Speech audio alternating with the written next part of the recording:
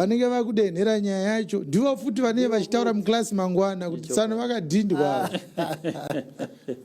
Saka usatangirwe hondo nevanhu vasinei nezvaMwari. Dzidza Jesu ukure. Woziva vhangeri, woziva mastructures evhangeri. Wozoita zvimwe zvese izvo. Now, the SDA church is shaken by the outcome of the Friday debate. I stumbled upon a flyer where they are saying now they are going to be doing a conference starting tomorrow up to Friday. And this conference or this meeting is titled the Sabbath Day in the New and Old Testament. Its origin, is it binding today? They now called Dr. W. Mbiriri, Pastor E. Madzorera, Pastor F. Mbira, and Dr. O. Mudzengi. They are now saying it's by public request. The conference is starting at 6:30 p.m. up to 8 p.m. It's happening at Seventh Day Mandara Church in Harare. I can assure you, believers, the SDA did not have this program. It was started as a damage control. Yes. And I find that there is unsettledness and turmoil in the structures of the SDA church because of our debating with Evangelist Marufu. I've got a couple of things to say. The first one is that this is shameful. This is shameful. We had always been saying, don't bring us a pony. Bring us the king or the queen of the chessboard. Yes, the alpha male. The alpha male. They refused. They sent us Marufu. Instead of bringing Dr. Mbiriri to me for a debate. Yes. They don't want to debate with the CHIWENGA. They are going to discuss it amongst themselves. Is that not cowardice, Pastor Chuma? It is, yes. So my first issue is that I'm challenging the top doctrinal authorities of the SDA to another debate. Dr. Mbiriri or Dr. Mudzengi or Professor, whoever, bring your PhD to a debate with CHIWENGA. You don't need to do some containment within your structures. What they are trying to do, Bishop Mautse, is that there have been a lot of questions raised by our debate. Right. First of all, we rubbished Mrs. Ellen White's literary prowess.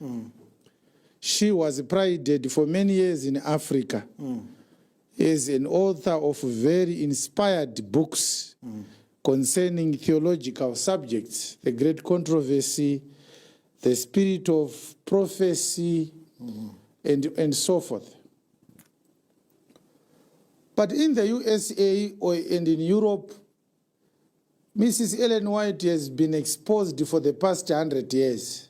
It is well established that much of what she said were revelations from an angel or from God. She was stealing academic content from books that were written by people who were either around her or that were in the USA, in the Christian fraternity for that time.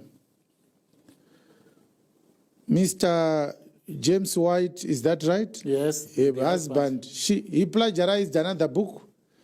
And when the plagiarism was discovered, he discontinued the book, and then the woman incorporated the contents of that plagiarized book into the Great Controversy of the 1880s. So we know very well that this information was not well known in Africa. In Zimbabwe, people read Mrs. Ellen White's books. Yes. They do not know that Mrs. Ellen White committed academic fraud, plagiarizing intellectual and copyrighted books for her own religious, selfish desires. So when she said she saw something, what she meant is she copied something. And so this is a loophole that we created on Friday. And people are now saying, is it true that Mr. Marufu's doctrinal position that was exposed by Apostle Chiwenga, which he borrowed from Mrs. Ellen White's book, is also a product of academic fraud? There is unsettled, a level of unsettledness, and there is confusion amongst the SDA members. So the SDA must convene an ad hoc conference so that they may not lose as many members as they would lose if they don't do that. It is a natural response, of course. They might want to do that, but what is actually embarrassing is that they know where the bleeding started. They don't want to come to us for a debate. They want to do a conference amongst themselves. There are no new scriptures which these four people are going to discover. No. All the scriptures that Evangelist Marufu opened on Friday, Yes. Those are the SDA scriptures. Yes. Yes. So I'm challenging the best of debaters and theologians and apologists of the SDA Church to another debate. Bring me Dr. Mbiriri, bring me Dr. Mudzengi to a debate. If he is not the best, bring me the best. Let's discuss the same matter, the Sabbath day observance in the New Testament. Yes. Elder Machando and Marufu are not different, in my opinion. The man has no clue about doctrinal issues. He's a moralist. The prominence of Elder Machando is about teaching morals in the SDA Church. That is not a doctrine. Anybody can say people must be decent in the society. Yes. They must be decent in the family. We also do that here, but that's not the doctrine. Yes. The doctrine is a superior level, Baba. Morality is a product of doctrine. Yes. Saka utaura zvevana usati waroora. Vakutavana 4, une mukadzi here. So before we talk about moralism, we must examine the doctrine. Yes. Because holiness is a fruit of righteousness. Amen. Righteousness is a byproduct of a doctrine. Yes. You understand? Steve Harvey can teach morality. Steve Harvey can do that. Sabuku can do that. Mai Chisamba teaches morality, but she is not a preacher. So Elder Machando is not an elder in a doctrinal sense. He's a village elder, in my opinion. Bring me a doctrinal authority. If he comes right now and says he wants to debate with me, I will not agree to that.